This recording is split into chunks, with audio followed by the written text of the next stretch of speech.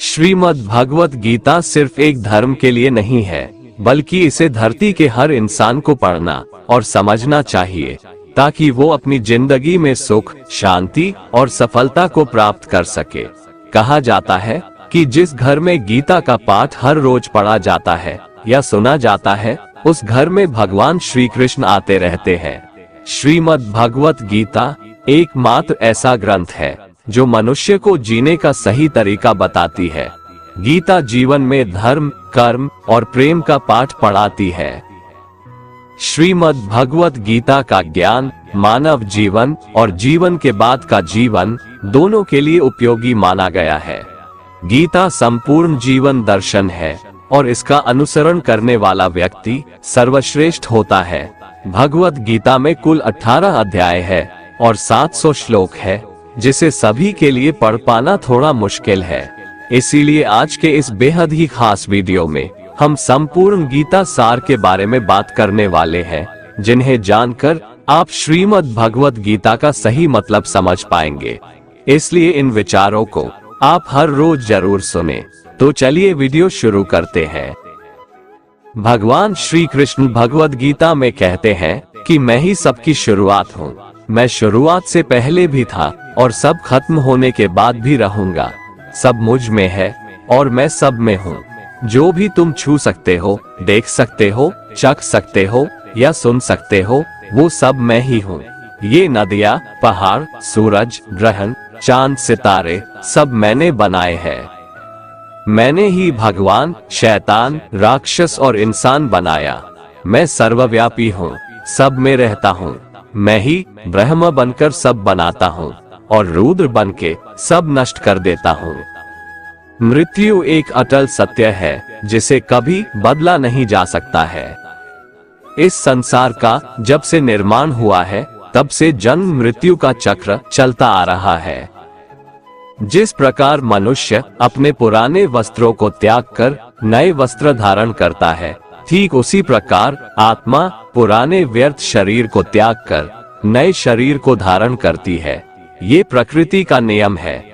इस सत्य को स्वीकार करके भयमुक्त होकर आज में जीना चाहिए। ज्ञानी व्यक्ति ना तो मरने वाले का शोक करते हैं और ना ही उनका शोक करते हैं जो अभी जिंदा है, क्योंकि वो जानते हैं जो मर गया वो फिर से जन्म लेगा और जो जिंदा है वो एक दिन जरूर मरेगा।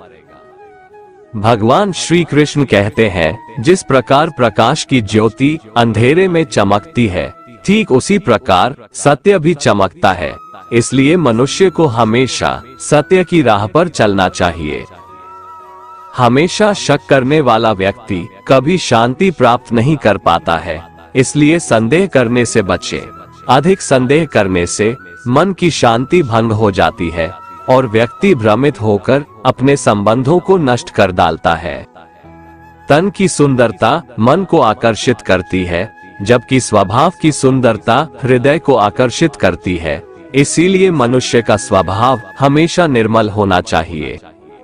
कौन क्या कर रहा है, कैसे कर रहा है और क्यों कर रहा है, इन सब से आप जितना दूर रहेंगे उतना ही खुश रहेंगे।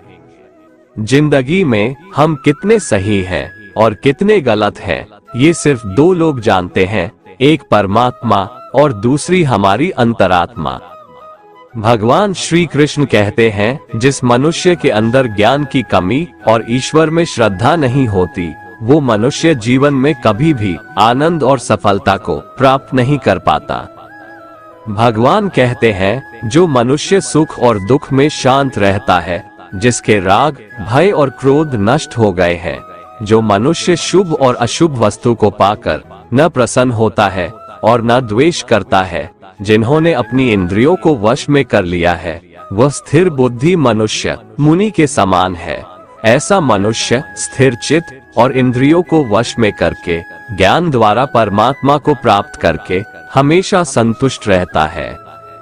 जिस प्रकार समुद्र की स्थिति अचल है, भारी से भारी आंधी तूफान आने पर या अनेक नदियों के जल प्रवाह उसमें प्रविष्ट होने पर भी वो अपनी स्थिति से विचलित नहीं होता, मर्यादा का त्याग नहीं करता, उसी प्रकार परमात्मा के स्वरूप में स्थित योगी की स्थिति भी सर्वथा अचल होती है। बड़े से बड़े सांसारिक सुख दुखों का संयोग वियोग होने पर भी उसकी स्थिति में जरा भी अंतर नहीं पड़ता। वो योगी परमात्मा में नित्य निरंतर अटल और एक रस स्थित रहता है।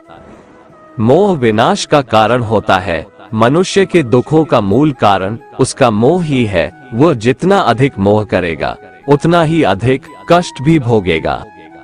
पछतावा अतीत नहीं बदल सकता और चिंता भविष्य नहीं संवार सकती। इसलिए वर्तमान का आनंद लेना ही जीवन का सच्चा सुख है। श्री कृष्ण कहते हैं, जो तुम्हारा साथ देता है तुम उसका साथ दो, जो तुम्हें धोखा देता है तुम उसे त्याग दो।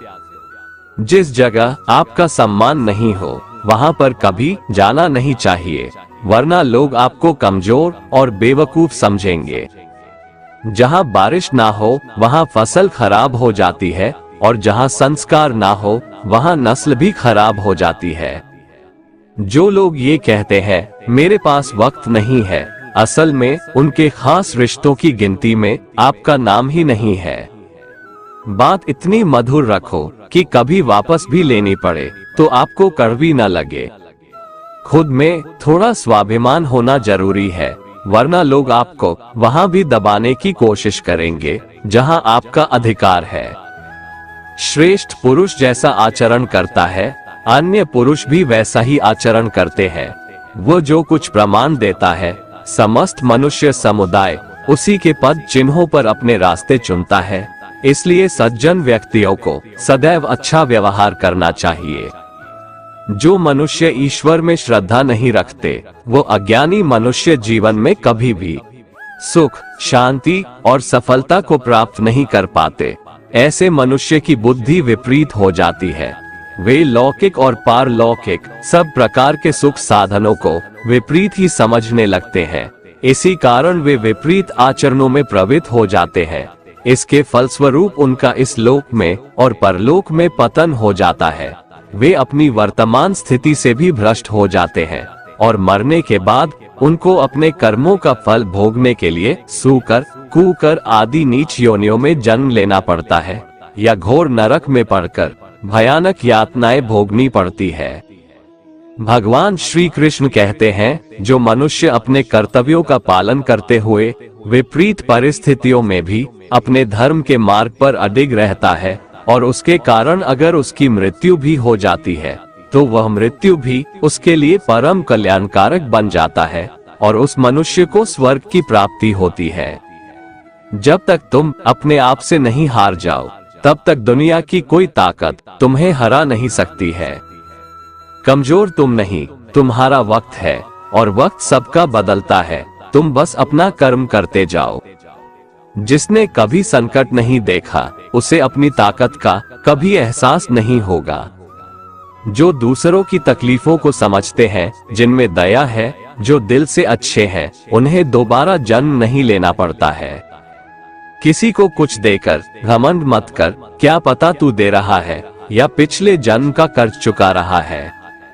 घमंडी मनुष्य का वंश वैभव और प्रतिष्ठा तीनों ही चले जाते हैं। विश्वास ना हो तो रावण कौरव और कंस को देख लो। किसी पर विश्वास करना हो तो उनकी बातों पर नहीं, उनकी हरकतों पर ध्यान दो। गुस्से के वक्त थोड़ा रुक जाने से और गलती के वक्त थोड़ा झुक जाने से जिंदगी और भी आसान हो जाती है। भगवान श्री कृष्ण कहते हैं, जो मनुष्य मुझे जान लेता है वह जन्म मरण के बंधनों से मुक्त हो जाता है। जो मनुष्य भगवद गीता को पढ़कर उस पर अमल करता है उसके सारे दुष्कर्मों का प्रभाव समाप्त हो जाता है। जो भाग्य में है वो भाग कर आएगा और जो भाग्य में नहीं है वो आकर भी भाग जाएगा। भगवान श्री कृष्ण अर्जुन को समझाते हुए कहते हैं कि हे अर्जुन, मेरे और तुम्हारे बहुत से जन्म हो चुके हैं। उन सबको तू नहीं जानता, किंतु मैं जानता हूँ। मैं अजन्मा और अविनाशी हूँ। मैं समस्त प्राणियों का ईश्वर होते हुए भी अपनी प्रकृति को अधीन करके अपनी योग माया से प्रकट होता रहता हूँ। जब जब इस धरती पर धर्म की हानि और अधर्म की वृद्धि होती है तब तब अधर्म का विनाश और धर्म की पुनर्स्थापना हेतु मैं अपने एक नए रूप को रचता हूँ और लोगों के सम्मुख प्रकट होता रहता हूँ। मनुष्य मेरी जिस भी रूप की पूजा करते हैं, मैं भी उनको उनकी भावना के अनुसार उसी रूप में दर्शन देता हूँ। मनुष्य जिस जिस भाव से मेरी उपासना करते हैं, मैं उनके उस भाव का ही अनुसरण करता हूँ। जो मेरा चिंतन करता है, उसका मैं चिंतन करता हूँ। जो मेरे लिए व्याकुल होता है, उसके लिए मैं भी व्याकुल हो जाता हूँ। जो मुझे अपना सर्वस्व अर्पण कर देता है, मैं भी उसे अपना सर्वस्व अर्पण कर देता हूँ। इस मनुष्य लोक में सांसारिक भोग के लिए लोग इंद्र आदि देवताओं की उपासना करते हैं, क्योंकि देवताओं का पूजन करने वालों को उनकी उपासना का फल तुरंत मिल जाता है। लेकिन मैं ऐसा नहीं करता हूँ।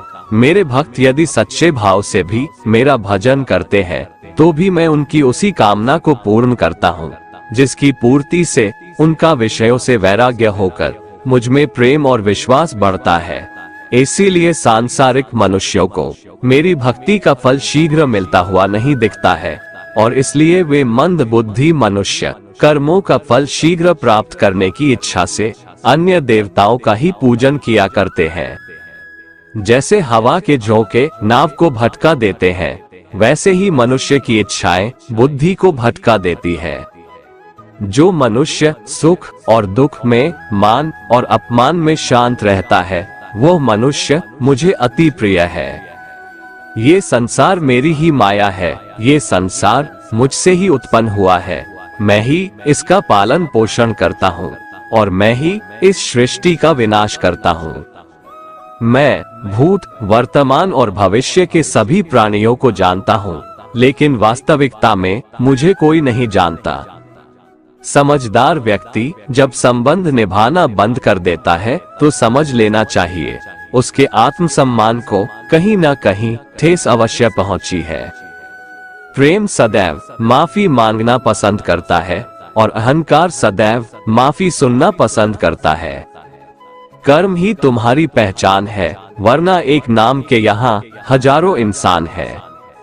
अच्छे कर्म करने के बावजूद भी लोग केवल तुम्हारी बुराइयां ही याद रखेंगे। इसलिए लोग क्या कहते हैं, इस पर कभी ध्यान मत दो।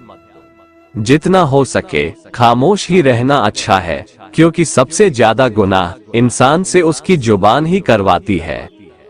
जो पुरुष ना किसी से द्वेष करता है और ना किसी चीज की आकांक्षा करता है, वैसा कर्मयोगी पुरुष सन्यासी के समान है, और वह पुरुष सुखपूर्वक सांसारिक बंधन से मुक्त हो जाता है।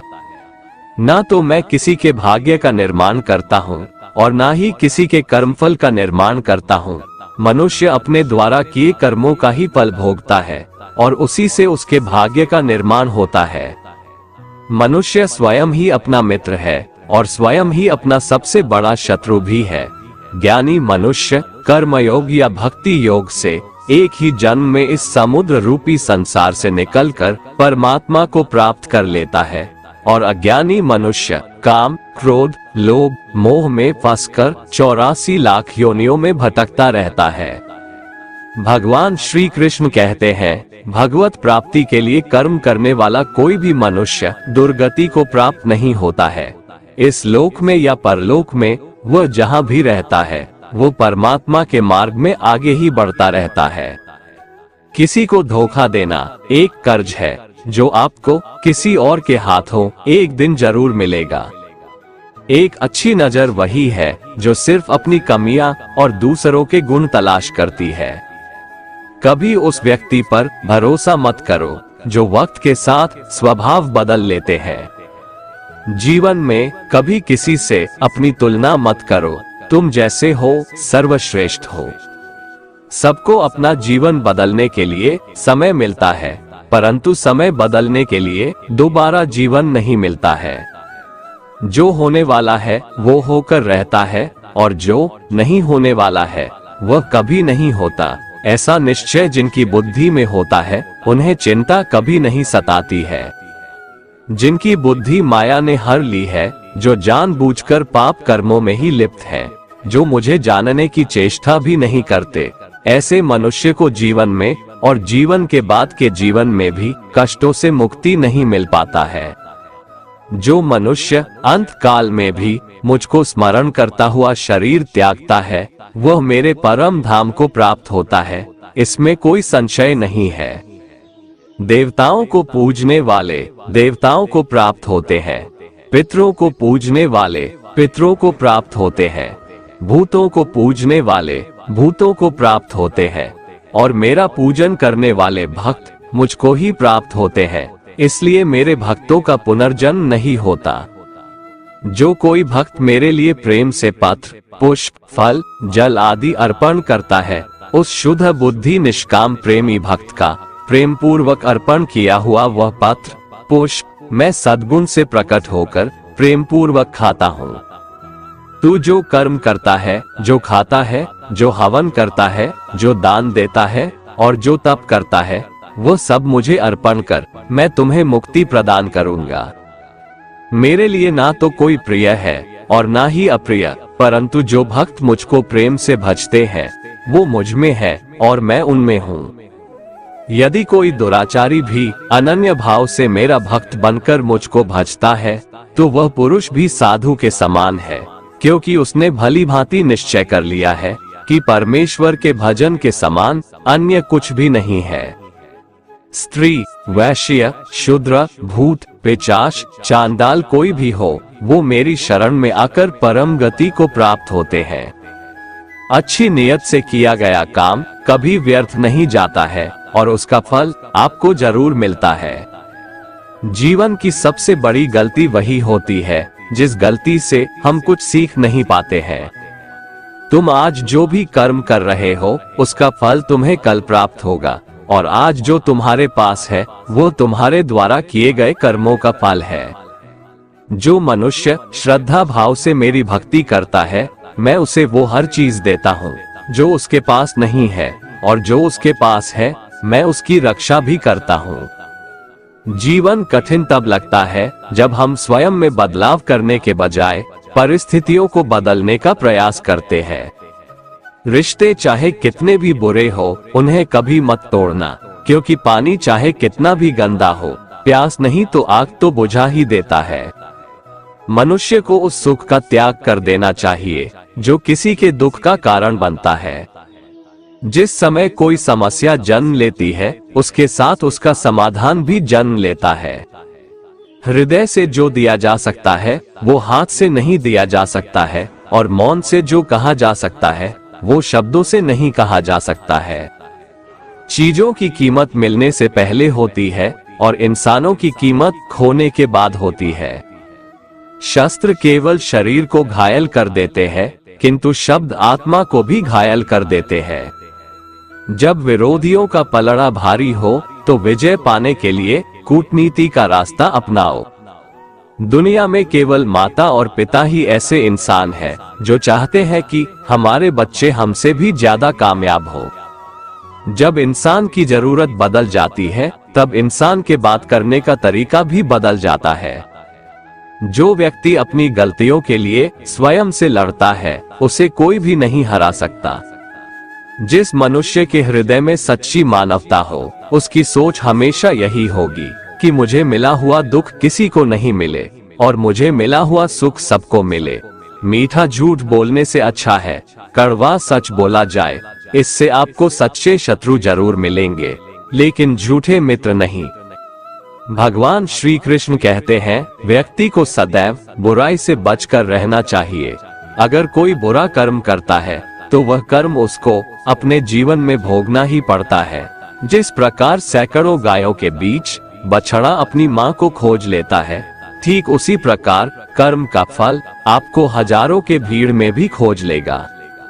माधव कहते हैं, किसी जीव को कष्ट देकर आप मुझे खुश नहीं देख सकते हो।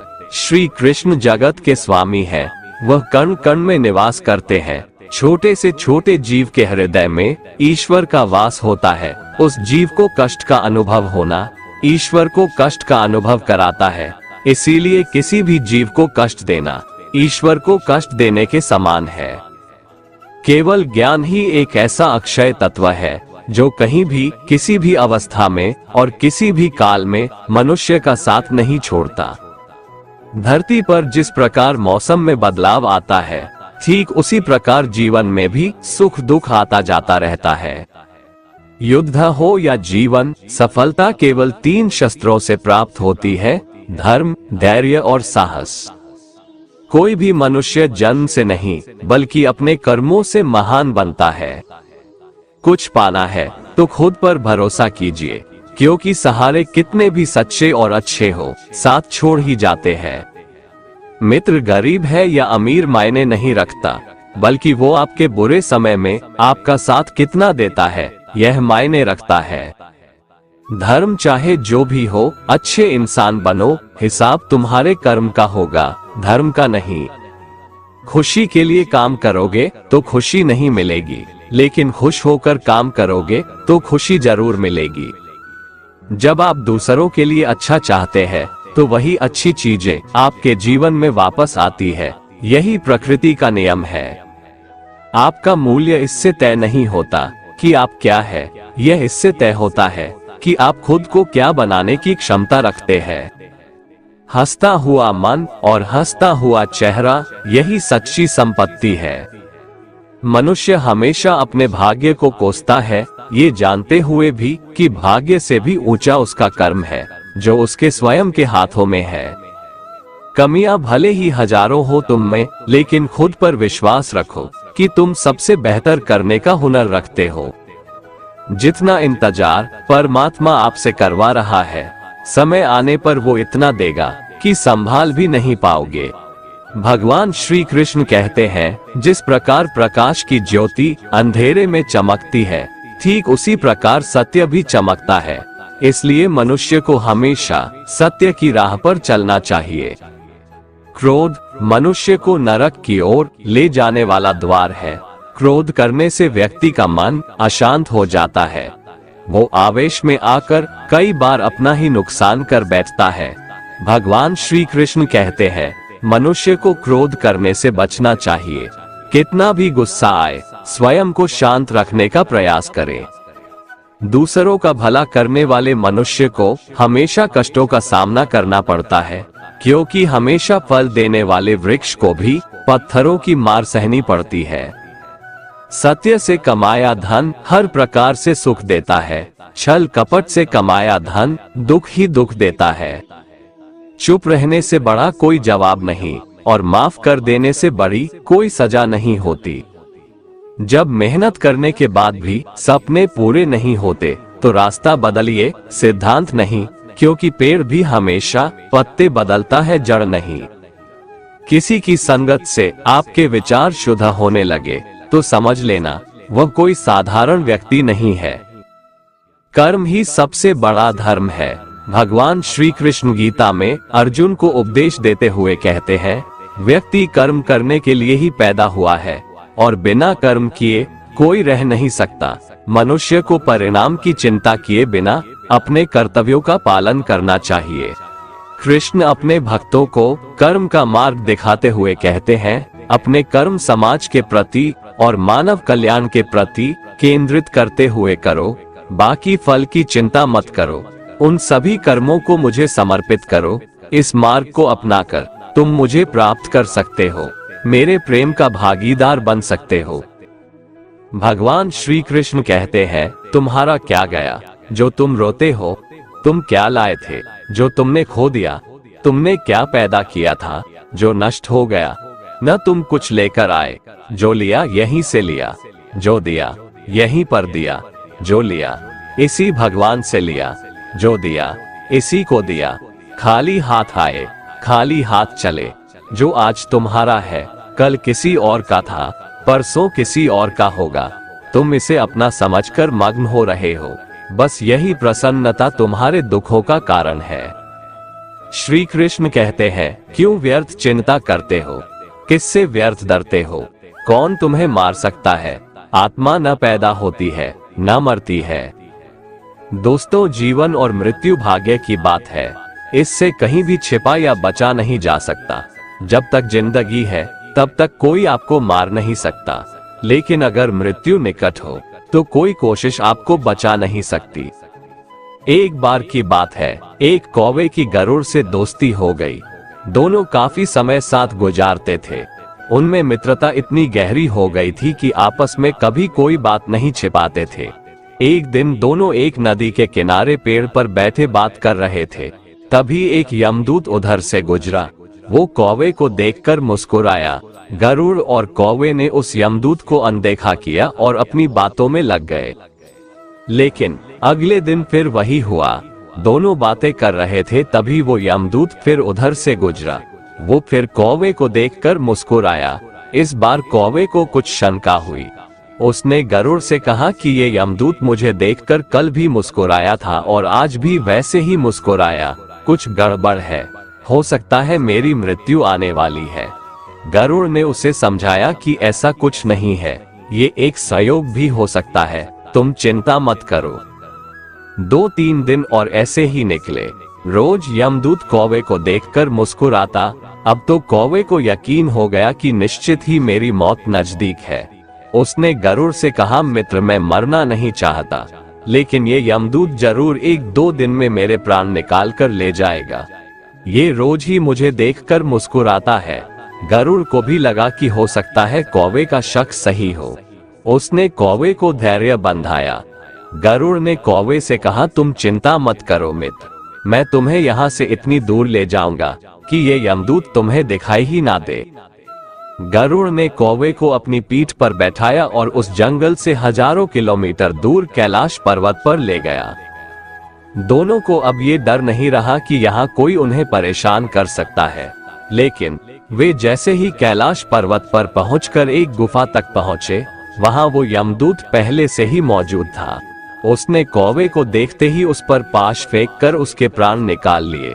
गरुड़ देखता रह गया। उसने यमदूत से पूछा, तुमने इसे मारा क्यों? यमदूत ने कहा कि इसकी मौत इसी समय लिखी थी, इसलिए इसके प्राण निकाल लिए। गरुड़ ने फिर पूछा, तो फिर तुम इसे देखकर उस जंगल में मुस्कुराते क्यों थे? इसे मारना ही था तो वहीं मार देते। यमदूत ने जवाब दिया, इसकी मौत कैलाश पर्वत पर ही लिखी थी, लेकिन 4-5 दिन पहले इसे उस जंगल में देखकर मुझे ये आश्चर्य हो रहा था कि ये इतने कम समय में वहां पहुंचेगा कैसे, क्योंकि इसके पंख भी छोटे हैं और ये लंबी उड़ान भी नहीं भर सकता, तो हजारों योजन दूर कैलाश तक ये पहुंचेगा कैसे? यही सोचकर मैं रोज मुस्कुराकर गुजर जाया करता था। लेकिन भाग्य देखो, तुम इसके परम मित्र ही इसे यहाँ तक इतने कम समय में ले आए। भगवान श्री कृष्ण कहते हैं, जो हुआ अच्छा हुआ, जो हो रहा है अच्छा हो रहा है, और जो होगा वह भी अच्छा ही होगा। तुम भूत का पश्चाताप मत करो, भविष्य की चिंता भी मत करो, अभी तो वर्तमान चल रहा है।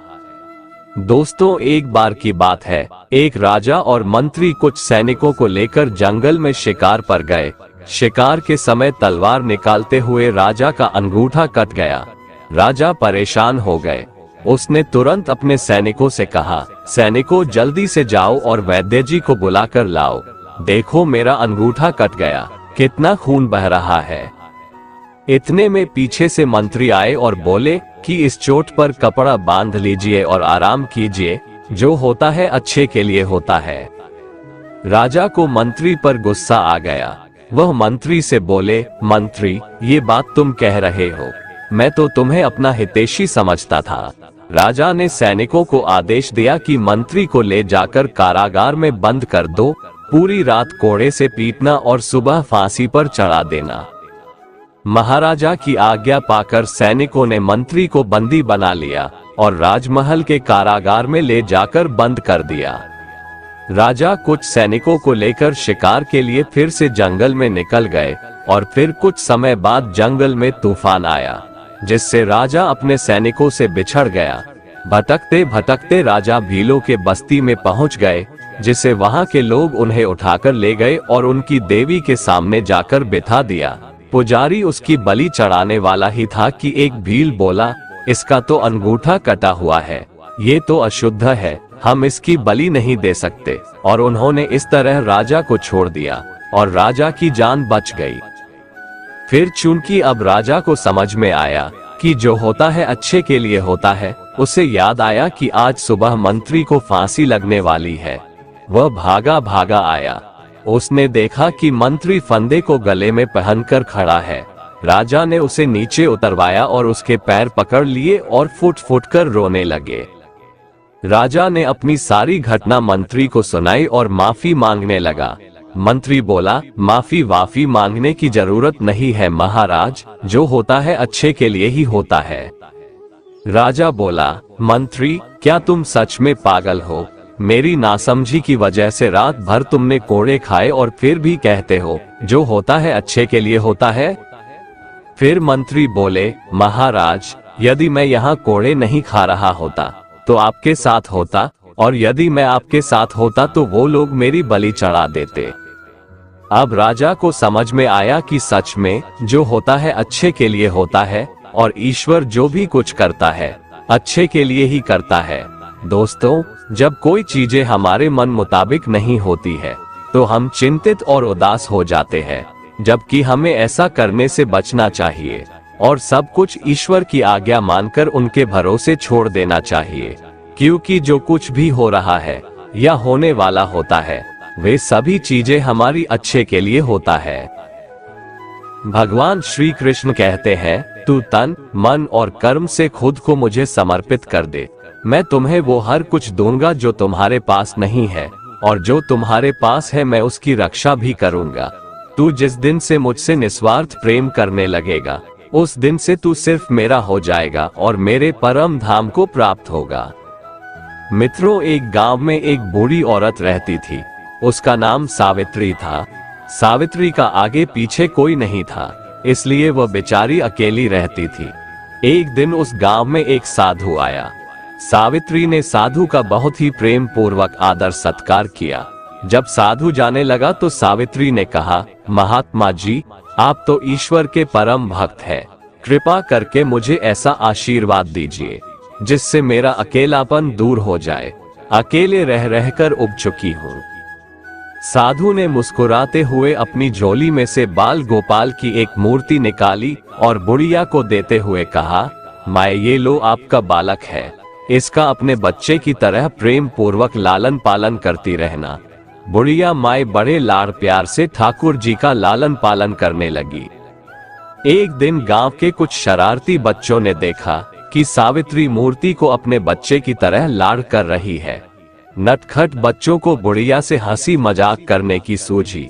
उन्होंने बुढ़िया से कहा, अरे माए सुन, आज गांव में जंगल से एक भेड़िया घुस आया है जो छोटे बच्चों को उठाकर ले जाता है और मारकर खा जाता है। तू अपने लाल का ख्याल रखना, कहीं भेड़िया इसे उठाकर ना ले जाए। सावित्री ने अपने बाल गोपाल को उसी समय कुटिया में विराजमान किया और स्वयं लाठी लेकर दरवाजे पर पहरा लगाने के लिए बैठ गई। अपने लाल को भेड़िए से बचाने के लिए सावित्री भूखी प्यासी दरवाजे पर पहरा देती रही। पहरा देते देते एक दिन बीता, फिर दूसरा, तीसरा, चौथा और पांचवा दिन बीत गया। सावित्री 5 दिन और 5 रात लगातार बगैर पलक झपकाए भेड़िए से अपने बाल गोपाल की रक्षा के लिए पहरा देती रही। उस भोली भाली बुढ़िया सावित्री का ये भाव देखकर ठाकुर जी का हृदय प्रेम से भर गया। अब ठाकुर जी के मन में बूढ़ी माँ को प्रत्यक्ष दर्शन देने की इच्छा हुई। भगवान बहुत ही सुंदर रूप धारण कर वस्त्राभूषणों से सुसज्जित होकर माई के पास आए। ठाकुर जी के पांव की आहट पाकर सावित्री डर गई। उसने सोचा कि कहीं दुष्ट भेड़िया तो नहीं आ गया मेरे लाल को उठाने। सावित्री ने लाठी उठाई और भेड़िए को भगाने के लिए उठ खड़ी हुई। तब कान्हा ने कहा, अरे माँ मैं हूँ, मैं तेरा वही बालक हूँ जिसकी तुम रक्षा करती हो। माई ने कहा, क्या, चल हट, तेरे जैसे बहुत देखे हैं, तेरे जैसे सैकड़ों अपने लाल पर न्योछावर कर दूं, अब ऐसे मत कहियो, चल भाग जा यहाँ से। ठाकुर जी बूढ़ी माँ के इस भाव और एक निष्ठता को देखकर बहुत ज्यादा प्रसन्न हो गए। ठाकुर जी बूढ़ी माँ से बोले, अरे मेरी भोली माँ, मैं त्रिलोकीनाथ भगवान हूँ, मुझसे जो चाहो वर मांग लो, मैं तेरी भक्ति से प्रसन्न हूँ। बुढ़िया माँ ने कहा, अच्छा आप भगवान हो, मैं आपको 100 प्रणाम करती हूँ। कृपा कर मुझे यह वरदान दीजिए कि मेरे प्राण प्यारे लाल को भेड़िया न ले जाए।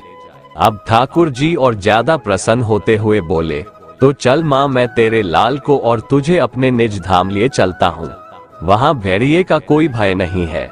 इस तरह प्रभु बुढ़िया माई को अपने निज धाम ले गए। मित्रों, जब हम पूरी तरह से तन्मय होकर अपनी पवित्रता और शांति की रक्षा करते हैं तो एक न एक दिन ईश्वर हमें दर्शन जरूर देते हैं।